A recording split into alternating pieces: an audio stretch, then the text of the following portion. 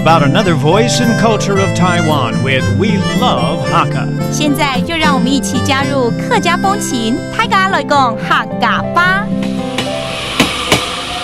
Hey everyone, it's time for Hakka training on ICRT, and this whole month we are taking you to the city of Taoyuan, Longtan District, where there's a lot of Hakka culture. And I think Leo's going to take us and visit some old architecture. We're going to find out real soon. 今天呢，我们持续带着大家呢到桃园市的龙潭区，而今天好像 Leo 要带我们走访一些名胜古迹，还有一个三坑老街，到底是怎么一回事呢？我们待会儿来看看喽。Hey Leo， 我们现在来到桃园市这个龙潭区啊。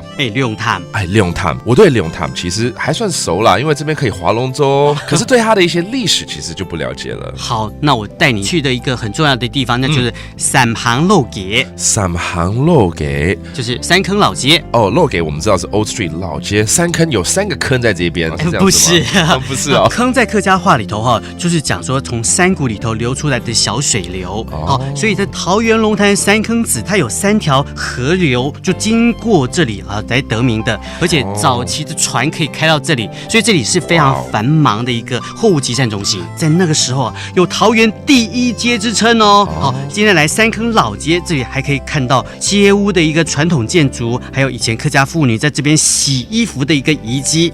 然后在老街的街底有一间100年历史古迹孕妇宫。孕妇宫哦，孕妇要去的拜拜的地方，并不是，不是是永福宫。哦，是永福宫是祭祀我们的三山国王，现在还有祭祀三官大帝、开漳圣王，还有义民爷。哇，好，所以有这么多地方可以看，这个三坑老街又有这个永福宫，我们就赶紧去吧。好，走。Sankenzi is located where 3 streams meet, and in Hakka, Kun means stream. This area has one of the oldest streets in Taoyuan and was once a distribution center for Hakka goods. This historic street boasts beautiful arched arcades and traditional roof architecture. Nearby, you can also see the center of the local folk religion at Yongfu Temple with its 100-year history.